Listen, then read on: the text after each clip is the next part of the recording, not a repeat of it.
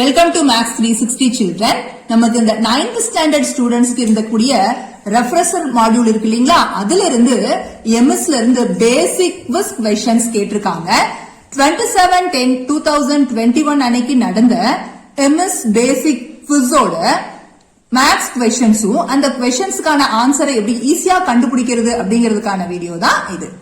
Question number 21. Which of the following illustrates associative property? நமக்கு associative property இந்த கீழ இருக்கிற 4 ஆப்ஷன்ல எது ரெப்ரசன்ட் பண்ணுது அப்படின்னு கேட்டிருக்காங்க. நமக்கு associative property அப்படினாவே dealing with 3 numbers அப்படிங்கறத ஞாபகம் வச்சுக்கணும். either addition or multiplication னா அது satisfy பண்ணும் அப்படிங்கிறது நமக்கு நல்லா தெரியும். ஏன்னா this is between the rational numbers. நமக்கு பாக்குறோம் பாருங்க, அடிஷன் ப்ராப்பர்ட்டி 3 நம்பர்ஸ்ல எது இருக்குன்னா பாருங்க 1 2 3 னு 3 நம்பர்ஸ். Operation is addition. அடிஷனுக்கு மட்டும்தான் இது சாட்டிஸ்ஃபை பண்ணும். அதே போல மல்டிப்ளிகேஷனுக்கும் இது சாட்டிஸ்ஃபை பண்ணும். இங்க அடிஷனுக்கு தான் ஈக்குவல் வரும், இது சப்ராக்ஷனுக்கு நாட் ஈக்குவல் வரும். ஏன்னா இதுலயும் 3 நம்பர்ஸ் தான் இருக்கு, பட் இதுக்கு நாட் ஈக்குவல் தான் நமக்கு இந்த அசோசியேட்டிவ் ப்ராப்பர்ட்டி, இதுக்கு தான் ஈக்குவல். சோ இந்த C option is the right answer for this 21st question. Question number 22. Where would the rational number 5/4 lie on the number line அப்படின்னு கேட்டிருக்காங்க. ஆக்சுவலா இந்த 5/4 அப்படிங்கிறது improper fraction. improper fractionனா it lies above 1. அப்ப அதனுடைய mixed fractional value என்ன அப்படின்னு நம்ம find out பண்றதுக்கு இந்த 5/4 ஆல டிவைட் பண்றோம். 4 1 times 4 and the remainder is 1.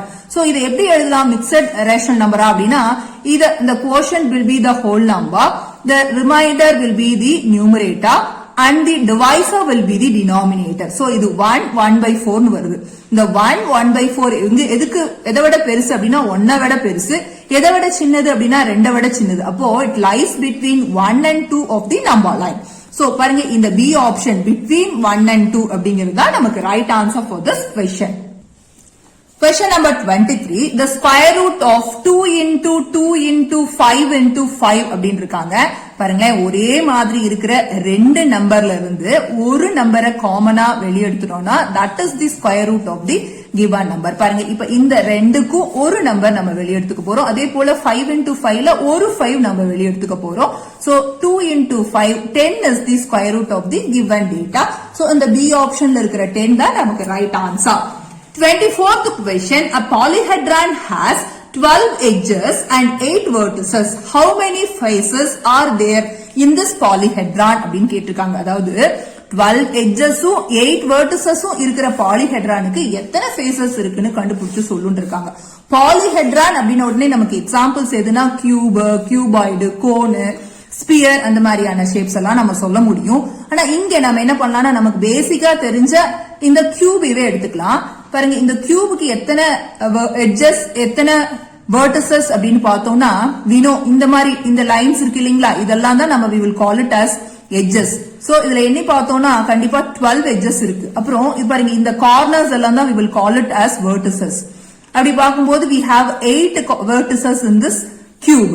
அப்ப எத்தனை faces அப்படின்னா 1 2 3 4 5 6 faces a cube will be having. So அப்போ 12 edgesம் 8 vertices இருக்கிற polyhedronக்கு 6 faces will be there and this B option 6 is the right answer for this question.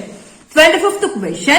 What is the change in the value of x into x plus 3 minus 2 if x changes from 1 to 2 இருக்காங்க. அதாவது x க்கு 1 value போட்டு ஒரு value இந்த polynomial expressionல substitute பண்ணா கிடைக்கும். பாருங்க if x equal to 1 will get 1 into 1 plus 3 minus 2. நமக்கு 1 into 1 plus 3 is 4. 4 minus 2 is 2 அப்படின்னு கிடைக்குது. எப்போ x 1ங்கும் போது இந்த polynomial expressionோட வேல்யூ 2னு கிடைக்குது. இதனோட வேல்யூ 1ல இருந்து 2னு சேஞ்ச் ஆனா அப்படின்னு கேட்டிருக்காங்க. சோ x equal to 2னு போடுறோம். So 2 into 2 plus 3 minus 2 we will get it as பாருங்க 2 into 5 is 10. 10 minus 2 we will get it as 8. இதனோட டிஃபரன்ஸ் பாருங்க what is the change in the value அப்படின்னா we have to find the difference between these two values. So 8 minus 2 will get it as 6. So the C option is the right answer for this question. 26th question. What will be the notes of the factor tree representing the expression 5xy square plus 7x square y இருக்காங்க. இந்த polynomial expression நம்ம tree மெத்தட்ல எழுதுனா எதெல்லாம் notes அப்படின்னு கேட்டிருக்காங்க. Tree மெத்தட்ல எழுதும் போது பாருங்க, இந்த டேர்ம் 5xy² டேர்ம் ஃபர்ஸ்ட் எடுத்துக்கிறோம்.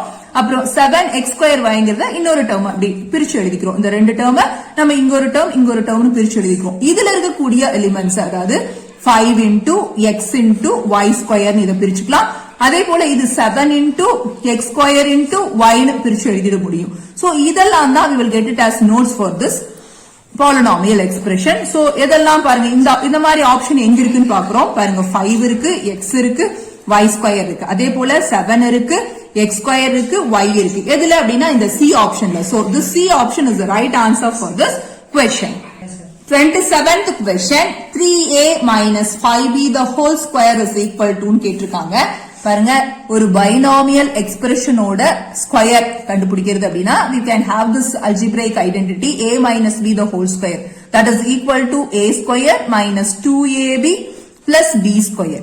அப்போ இதுக்கு 3a minus 5b, அதாவது a க்கு பதில் 3a, b க்கு பதில் 5b அப்படின்னு போட்டோம்னா 3a the whole square minus 2 into 3a into 5b plus 5b the whole square அப்படின்னு நமக்கு இதை எக்ஸ்பாண்ட் பண்ண முடியும். So it is 9a². ஏன்னா 3a into 3a is 9a².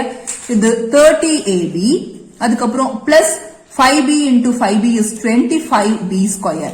இந்த ஆன்சர் எந்த ஆப்ஷன்ல இருக்கு அப்படின்னு பார்த்தா the C option, 9a² minus 30ab plus 25b². So this is the right answer for this 27th question. 28th question, minus 4 power 8 divided by minus 4 power 5 அப்படின்னு கொடுத்திருக்காங்க. We can apply quotient rule or else நம்ம இத fraction மாதிரி இப்படி எழுதிக்கிட்டு பாருங்க, இதனோட எது லீஸ்ட் பவரோ அதை முழுசா அடிச்சிட்டு நமக்கு இந்த மேக்ஸிமம் பவர்ல இருந்து எதை அடிச்சோமோ அதை subtract பண்ணிக்கிட்டோம்னா we will get the final answer. So minus 4 power 3 will be the answer for this question and this is C option. 29th question, which of the following is not true அப்படின்னு கேட்டிருக்காங்க about a chord. The longest chord in a circle passes through the center of the circle அப்படிங்கிறது right statement. A chord divides a circle into two parts ங்கிறதும் right statement. A chord is a line segment connecting the center of the circle with a point on the circle அப்படின்னு சொல்லியிருக்கிறது the wrong statement. அதனால நம்ம உடனே பாருங்க, இது ரெண்டும் right statement, இது wrong statement. நமக்கு தேவையானது நாட் ட்ரூ தான். So the C option is the right answer for this question. 30th question, which of the following is the factorized form of x² plus 2x plus 1? ஆக்சுவலா நம்ம இதை factorise பண்ணா இதனுடைய ஃபேக்டரைஸ்ட் ஃபார்மை கண்டுபிடிச்சிட முடியும். இப்ப நமக்கு இந்த கான்ஸ்டன்ட் டேர்ம் எடுத்துக்கிறோம் 1. நமக்கு தெரியும் 1 1s are 1 அப்படின்னு. அப்போ மல்டிப்ளை பண்ணா 1, ஆட் பண்ணா இந்த 2 வரணும். ஏன்னா இது +1. அதனால நம்ம இதனுடைய ஃபேக்டர்ஸ் ரெண்டையும் கண்டுபிடிக்கிறோம். ஃபேக்டர்ஸ்னா 1 1 is 1. அதுக்கப்புறம் இதனோட some கண்டுபிடிச்சோம்னா that will be the middle term of the quadratic polynomial. So finding out the sum of these two numbers, that becomes 2. So x plus 1 into x plus 1 will be the factors of this. So x plus 1 into x plus 1. So this is equal to x plus 1 the whole square and the C option is the right answer. இன்னொரு வழியாவும் இது பண்ணலாம். எப்படின்னா a² plus 2ab plus b² ஃபார்ம்ல இருக்கு நமக்கு கொடுத்திருக்கிற இந்த quadratic polynomial. So இது a² plus 2ab plus b²க்கு நம்ம a plus b the whole square அப்படிங்கிற algebraic identity தான் நமக்கு ஆன்சர். அப்படி பார்க்கும்போது a கிட்ட என்ன இருக்குன்னா x. So x போட்டுக்கிட்டோம். b கிட்ட இங்க என்ன இருக்குன்னா 1. So x plus 1 the whole square னு இந்த மாதிரியும் நம்ம இதுக்கு ஆன்சர் கண்டுபிடிச்சிட முடியும். So the C option is the right answer for this 30th question. So read the question properly, understand it and use the appropriate formula to find out the answer of this question. Thank you children.